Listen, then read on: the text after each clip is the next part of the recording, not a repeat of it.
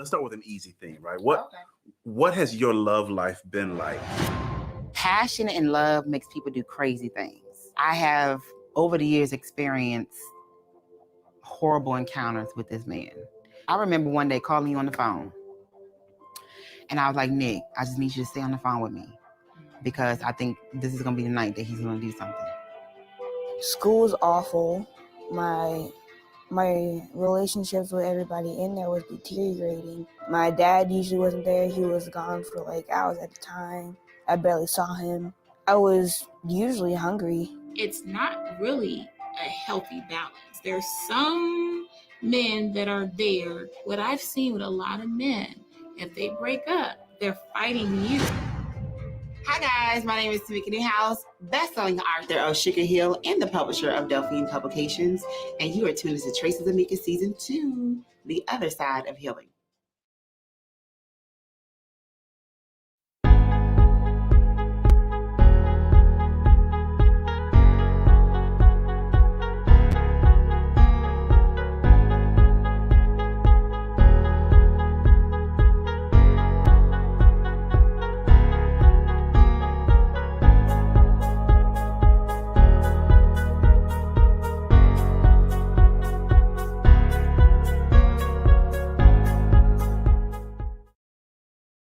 So thank you, everyone. I'm so honored to be the one to get to talk to you guys and just share your perspective. Black Girl Magic is a huge topic, like just in general, it's huge. It's huge because our whole culture, first of all, is magical, but women just take it to another level, okay? I know we can agree. So when you think about Michelle Obama, Issa Rae, Shonda Rhimes, Kerry Washington, Angela Bassett, and the list goes on, these names ring Black Girl Magic bells, right? So I want to talk about, what that represents. And I really want to get into you guys' story and why, you feel as though how you feel as though you incorporate and just not just incorporate, but how you give off those vibes of Black Girl Magic, how you radiate Black Girl Magic. So I guess we'll go in a row. We'll go right down the line here, and we'll start off with Tiffany, and then Leslie, and then Aliza, and then Kendra. Perfect. Okay. Woo! Yeah. That was a big question. Hi, my name is Tiffany D Jackson. I'm the author of YA thriller novels, Allegedly, Monday's Not Coming, Let Me Hear a Rhyme, and my newest novel, Grown, which comes out this September. And why magic sort of category? I think just by nature, just by existing, right? Yes, first of all, right? Yes. Our existence is pretty much like a revolution, the same ancestors' wildest dreams. And the fact that we're sitting here, a bunch of amazing, talented writers, authors, sitting and talking about, our craft or our love for words, period. And the fact that we can read, period, really just sort of speaks to so much more than just, that we're just women. And I think that's why I always like to tell specifically young girls, just to remind them of how magical we are, how amazing we are, how important we are to every single conversation, how many people have copied our styles over the year, basically like taken our whole swag, but yet still cannot, it's almost like they can't get the right spices and ingredients to be like us. Mm-hmm. So how dope is it that we get to just like kind of shine this way? But I can go on and on. Girl, yeah. Yes, absolutely. Thank you so much. We're going to move along because I have some stuff for you. I got some things to come back, circle around. I definitely have some questions. So I'm Leslie. I write as Penelope, and I write mainly fantasy and paranormal romance. So my journey to Black Girl Magic was really through loving fantasy, and I'm literally writing magical characters and Black people that have powers and kind of taking that into the literal of the genre.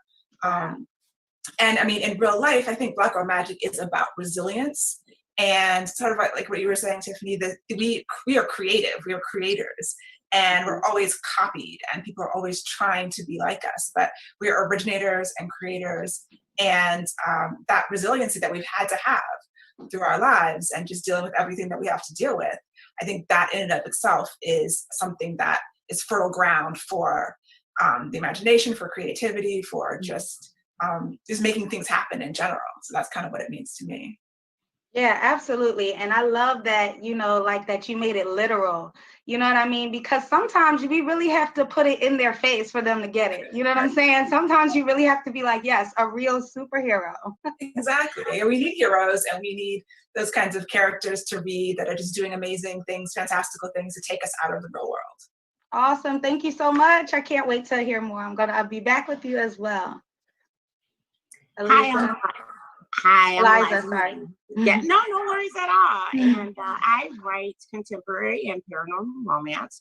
My last release was Breaking His Rules, and that was a contemporary romance featuring an older African American heroine. And you know, and that in and of itself is I'm a certain age. So that in and of itself, I think for us to still be viable, for us to get our stories out there when they're not necessarily what people tell us the market is looking for, I think that's kind of a magical thing. It takes a lot for us to even keep writing when people are telling us they don't really want our Black vampires, or they don't want to see us in any way other than that box set that they have in their mind. So I certainly love to see all of the new authors coming out, the existing authors. You know, I think that in and of itself, that we're still here, makes us magical. Absolutely. And you know what? It's funny because anyone can ask permission to break a boundary, you know what I mean? But I think that we do it regardless. I think we just do it, you know what I mean? Yeah. And if people like it, they like it. If they don't, they don't. 9 times out of 10, they love it. Hence that they steal it, you know what I mean? Absolutely. Awesome. Thank you so much. I appreciate it. Kendra? Hi, my name is Kendra Hall. I'm the author of Dropping Jewels, Guiding Principles to Help Girls Live Their Best Life. It's a self-help book. I aim to help women to retain and learn and to grow in their power. And my journey to Black Girl Magic started with me knowing that God loved me. My journey started really, I would say, in church too. So, and being in that type of environment, and knowing that it's reiterated that God's love is surrounding you. And that was part of me learning to accept and love myself as a Black woman, as a woman, when you have society telling you not to love yourself for so many reasons because you don't look like the status quo or so forth. And the opportunities may not be there for you. And how I was able to really see the brightness of having the journey of Black Girl Magic, I would say the full scope of it is just the way that we just love to help one another. The each one teach one.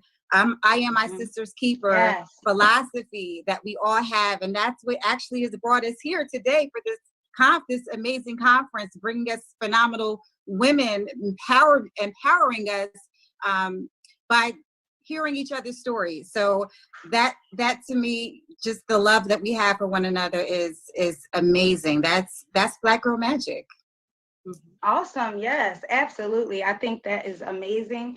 You know, just the fact that you're willing to open up your story in a public way and put it out there in a book for everyone to read is magical. You know what I mean? That opens a lot of access. So that's really awesome. And because your book is structured still in a fiction format, I know it requires a lot of creativity. So, you know, just to keep it authentic, but still, you know, different. So that's great.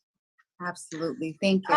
You're welcome. So I want you guys to talk a little bit about your challenges when it comes to creative, you know, because one thing I will say as a creative myself and as a Black woman, the ideas are limitless sometimes, you know what I mean? Your mind, like you have to sometimes put a leash on it, like, all right, now, wait a minute.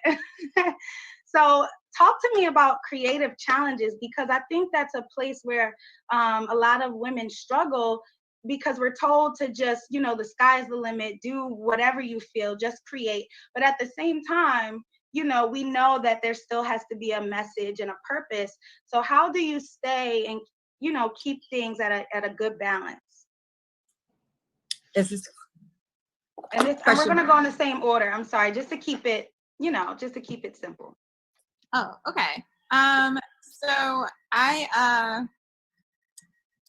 you're right. We have like a million ideas going in our head, and you know, we're always percolating ideas, basically. Sometimes the problems is translating those ideas for sort of the gatekeepers to understand them and to accept them, and to sort of, I guess the words would be that have them understand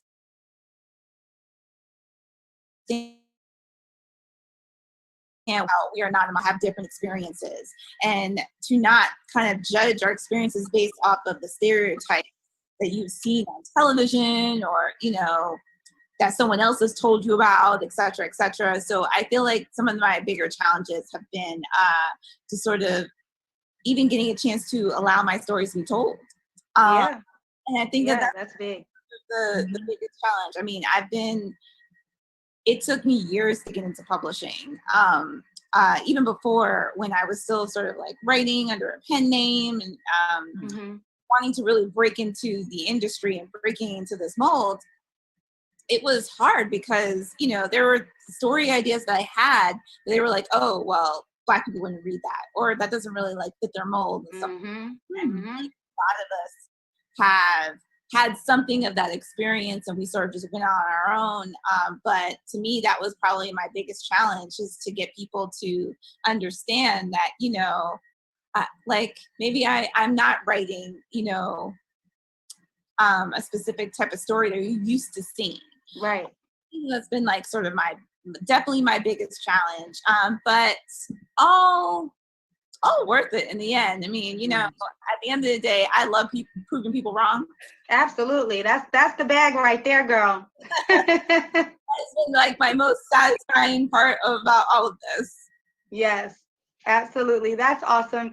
And it's funny because, like I said, you know, just breaking the boundaries of what people expect is Black Girl Magic. You know what I'm saying? Just disregarding those expectations and feeding them something new, you know?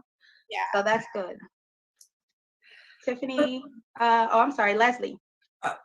Yeah, for me, creativity and trying to figure out what to write next, because I have all of these ideas. I have a list that I keep. I have a running list. Every time I get a new idea, I add it to the end. And I know I'm not going to have enough time in my life to write all of these ideas, like all of these books. Like none of us will. So it sort of is like, okay, well, why did I want to write in the first place? I wanted to be a writer since I was a little girl. And so when I'm thinking about the next project and what I'm going to spend all this time and energy on, it's about going back to that why, and the books that I love to read, the books that like are memorable to me, that made a big difference and changed my life, and wanting to be that for someone else. Like I got into it wanting to be at least one person's favorite author. Like that was the height of like my goal, is for somebody to say, oh, you're my favorite author. Right. You know, awesome. And to have that kind of impact. And so, yeah, this is the kind of stuff I actually started a podcast to go through my creative journey, because every time I start a book, I'm like, can I do this again? How did I write a book in the first place? You forget at the end of every book. So it's like, well, let me actually just record this process so I can remember myself. And just to remind myself like why I'm doing it, what I started for. And every time things get hard, because the publishing industry is really difficult. Yeah. On many levels. And so it's like, if I can go back to, well, why did I want to do this in the first place? Can I ground myself in that reason? Then that keeps me pushing forward, and it helps me make decisions that are sometimes difficult. Yeah, that why is everything. I tell my clients all the time, you know, just in working, that your why has to be the center of everything, because it's what literally does keep you grounded. You know, it builds you for those challenges and it keeps you from giving up. So that's great. That's awesome. Thank you so much. Aliza, definitely share with us. Okay, so I think I started wanting to be an author. Like I always wanted to be an author. I always told stories. I always had to be like the center of the room. Like, let me tell you what happened. Let me tell you the story. You know, and I probably got on my parents' nerves like a lot. But I discovered romance by stealing my mom's Harlequins, which is not a good thing. But I did, and but there were hardly ever, and at that time in the late 70s, early 80s, there weren't any, you know what I mean? There weren't any people that looked like me on the page. Yeah. And, you know, and I'm going to say in a lot of publishing houses, it still looks like that. It's not as diverse as we would expect it to be in 2020, but I think that was what I wanted more than anything, to see myself on the page, you know. And even though I wasn't writing at that point in time, I just knew that, you know, there had to be somebody that looked like me, and I deserve love too, right? So you know, after I was probably in my 30s, you know, I was like, something is missing. And that's when I started writing. So I picked up a pen. It was trash. Let me tell you, I wrote trash. It was so bad. Oh. And, I mean, you know, that's everybody's first book, right? But I think a lot of that had to do with just lack of experience. So I started seeking that. And even those opportunities for Black authors, you know, it was different. We weren't necessarily able to walk into a room full of romance authors and just feel like we fit in. And that has been an ongoing challenge from the day I walked into my first RWA meeting in 2011 to today. It's still challenging for romance authors. And I think every genre for African-American Black authors is going to be a little different, a little difficult at times, but for romance, it was especially so. And so that was a big old like barrier for us to say, I'm going to keep going. I'm going to keep putting my stories out there, even though they may not necessarily want to see them. So that's probably been my biggest the hardest part of my journey. But even in that, you know, we find the resilience and we keep going. So, you know, that's probably the biggest part. How I get over that is I remember that one reason why I started writing, because somewhere some little girl is going to steal her mom's books and she's going to read my story, and I hope it resonates with her. So that's my big goal. Yeah, and congratulations on just working to change that narrative. You know what I mean? Because what you didn't see before, now you're one extra addition, and every time you write a book is a new addition. You know what I mean? To that genre and to that list. So that's awesome. Definitely keep going. I love Black romance. So thank you. Kendra. Hi. Hi. Hi, good girl. How are you? For me, my why keeps me going in terms of finding creativity and balance within creativity and that. Yeah. It's really kind of sometimes to me impossible to find, I would say. All you can do, the most that you can for the day, in my opinion, all you can do, and then you pray on it and then you give it to God and you go into the next day and you take it day by day and step by step and you chip away at your goals. It may be that you're not feeling amazing one day, but you still get it done.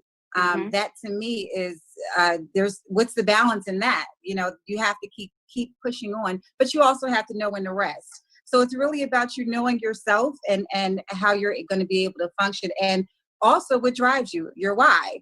And for me, my why is so powerful. A little bit about my story. I've been out on my own since the age of 13. And being a single mother of 3 children by the age of 18, different odds to be able to become successful as an adult, be a homeowner at 24, and also to be able to tell my story with this amazing book of women, young women that would probably their voice would not be heard. My book is dedicated to a best friend of mine that passed away. And that's a huge why for me. The fact that I'm telling her story is part of my book, because this is my first book. It is a powerful book. You know, I put a lot of effort into it. There's a lot of lessons that I know young women have contacted me. A lot of my mentees have contacted me about the book, about how it's helped their lives. And that, to me, is my push to be able to push through whatever barriers. And the barriers, to me, beyond just my self barriers, there's just barriers in place for women. There's barriers in place for women of color, for Black women. We know that it's hard for us to get certain publishing deals. We're going to get paid less at a publishing on our own, without the support that other authors that are not of color have. You know, as Black women, we have become so resilient. Not that we wanted to, and not that we still want to, but we have become so resilient that we're able to push through these different obstacles and be able to self-publish, be able to start our own publishing houses, be able to make and create our own seat at our own tables. And so that, to me, gives me a lot of hope, inspiration.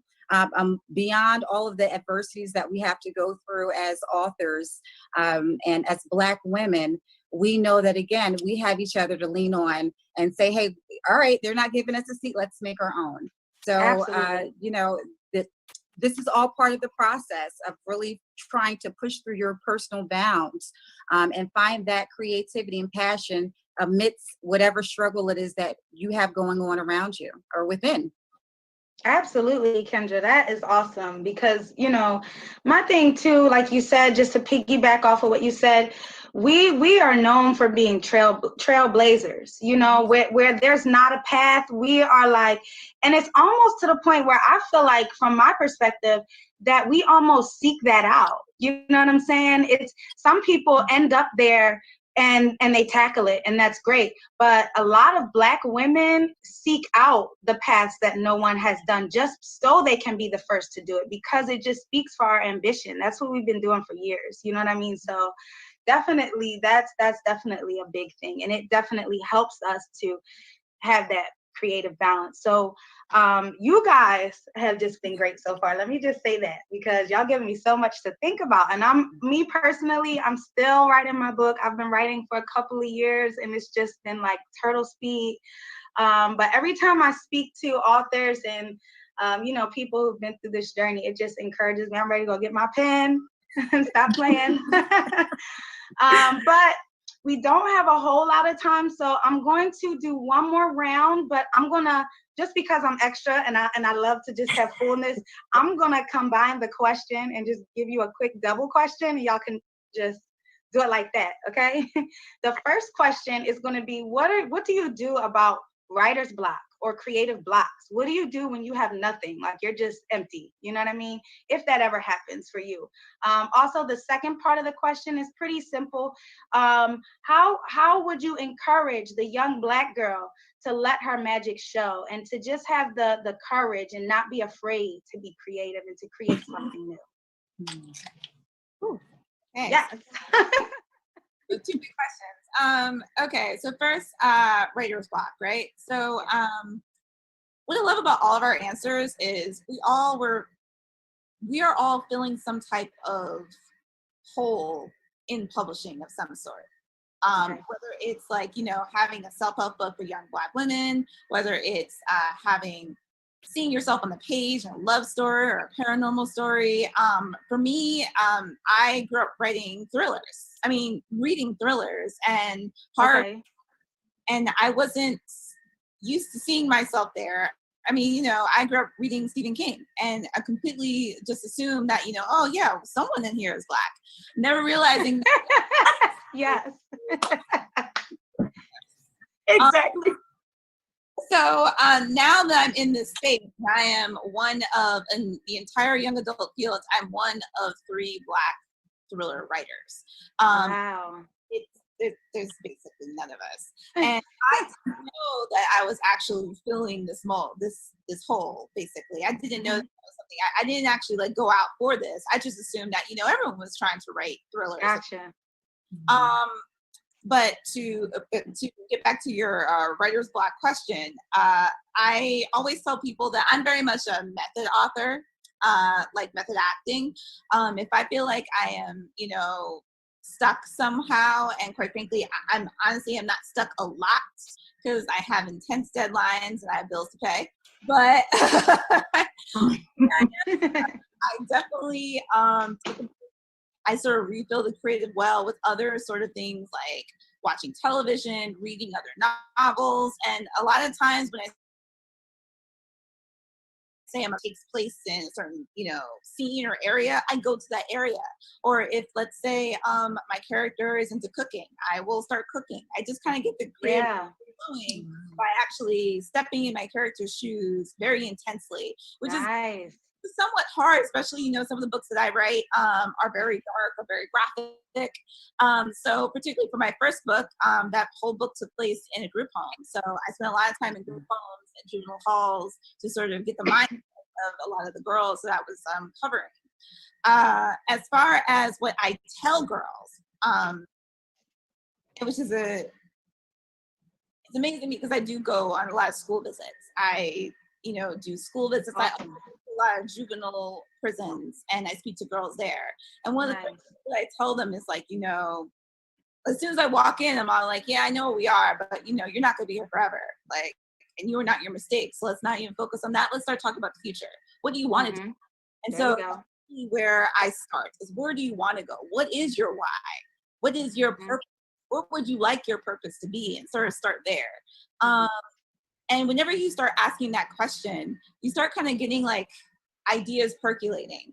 And I want that to happen. I want girls to be able to feel like they could do anything they want. And that's one of the reasons why I do go to so many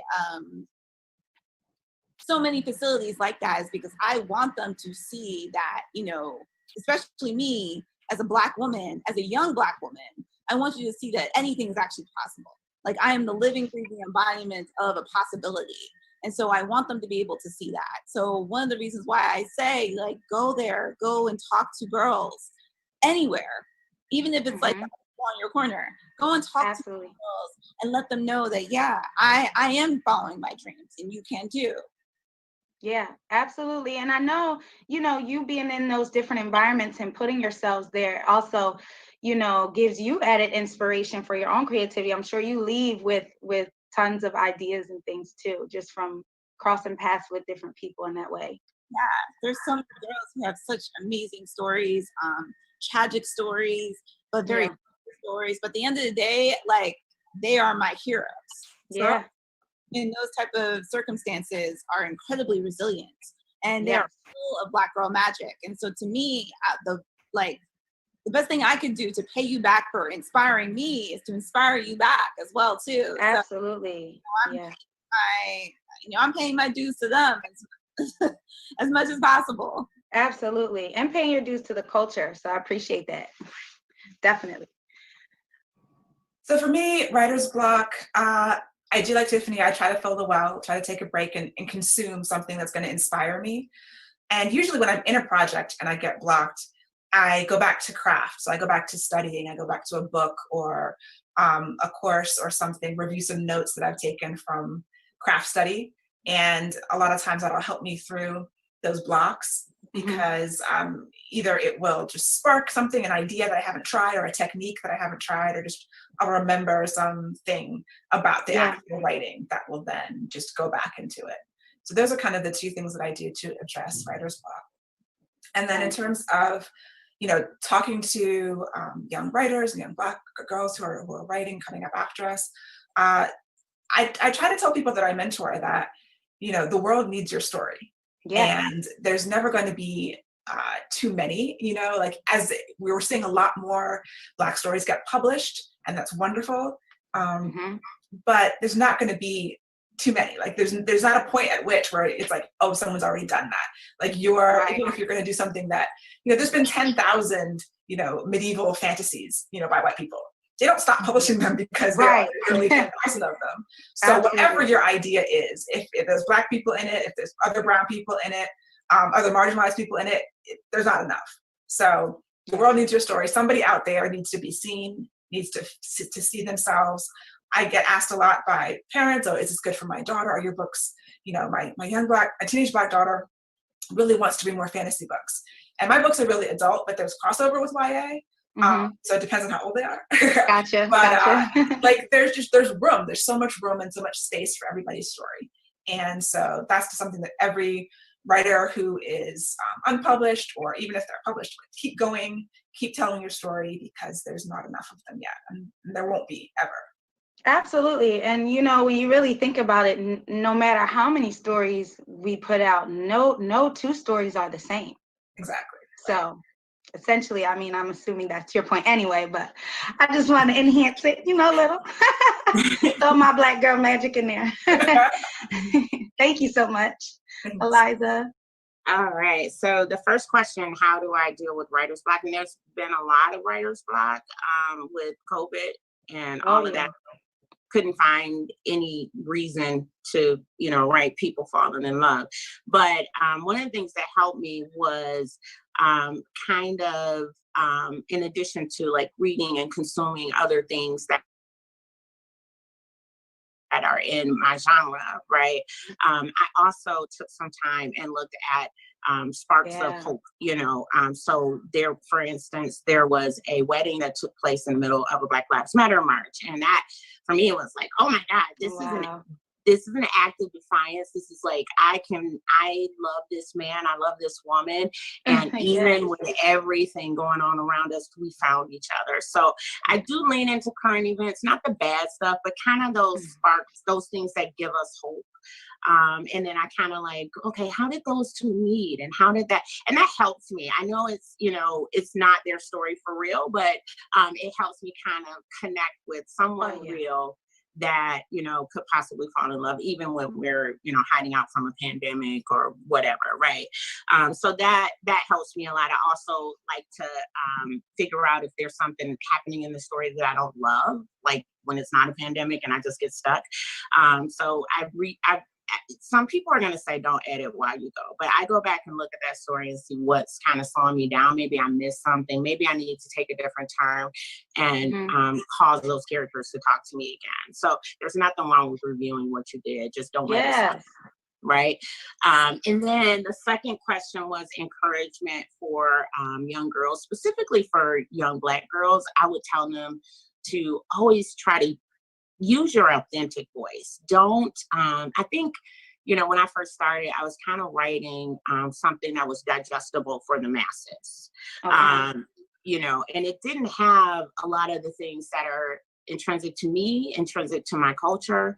And it didn't have any flavor. It was just plain old potato salad. So, you know, I had to go back in and add my Laurie's and add, you know, all right. Things.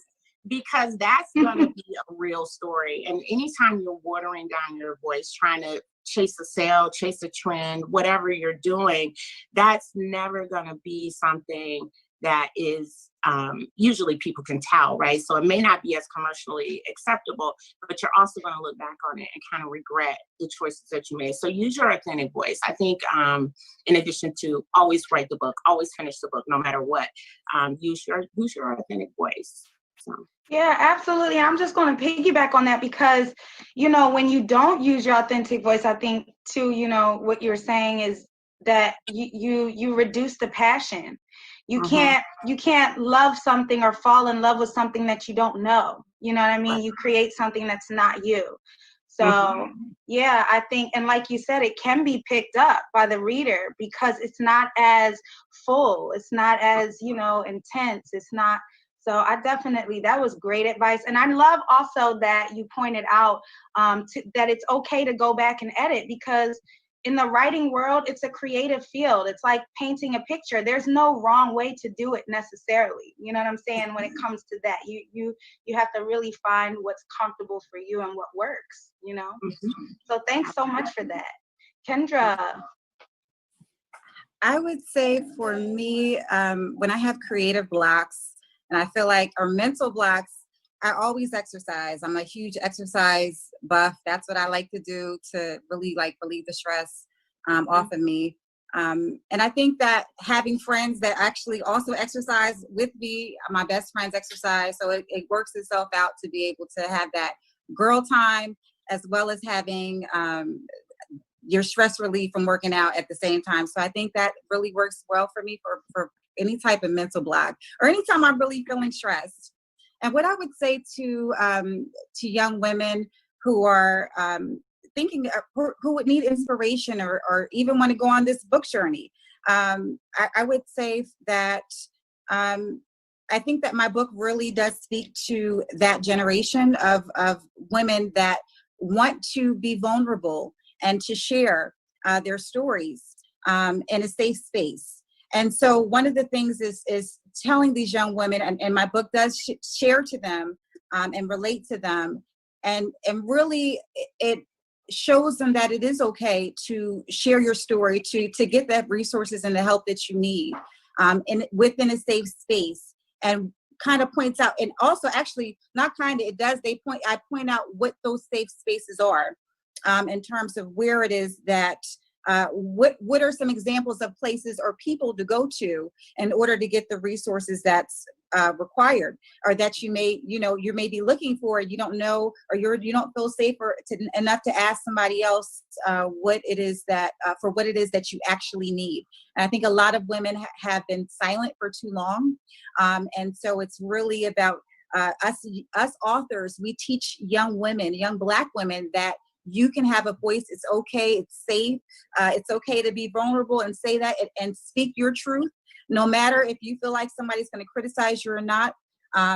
You are special, you're unique, and you matter. And so This is what it's all about. It's about hope and inspiration. And just being an author alone gives them that when they see us, they see the book in our hand, they realize that they see us within them. So just even that alone, for all of the women that are on the line, is powerful in itself. So I love the fact that we had just had this camaraderie, this Black Girl Magic already, just from just being powerful women willing to help. Yes, absolutely. I think that's a big, huge thing, because there's such a stigma that Black women don't do this. But I feel like as soon as that stigma really got thick and people really started believing it, that's when I think we really started shutting it down. A couple years back, we turned it up big time on the Black Girl Magic, and we've been going up and up and up ever since. So I'm so honored, to have been able to moderate this panel. And I promise you guys, I've already connected with you before this, but I'm going to connect a little more personally, because I love you guys' testimonies and just your input, your perspectives. And I just want to thank you again for not only supporting the Black Writers Weekend, but for supporting our culture and just speaking and using your voice and your brain, to come up with good things, good gems, and great info. So thank you so much. And it's been my pleasure. Thank you. Thank you.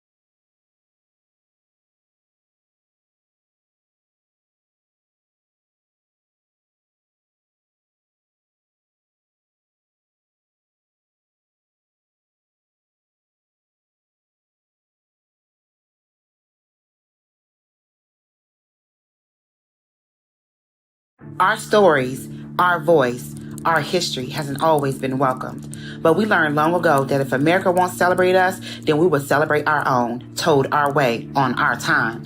Today we have thousands of Black creators in film. Thousands of books are on the shelves of stores around the world. But it wasn't always as easy. For Lena, for Hattie, for James, for Zora, for Langston, we fought for a place in American history, and we've empowered our own voices, keeping our stories alive. Remember Philando, remember Mike, Remember Trayvon? Remember Sandra? Remember Oscar? Remember Brianna? No more will Black voices go unheard. No more will Black stories go unread. We will write our own history and create our own legacies. And each summer in Atlanta, we will gather. We will celebrate. We speak out. Black voices matter. Black stories matter. Black lives matter. Everybody has a story to tell. Make sure that you tell yours. Create your story. Dream out loud.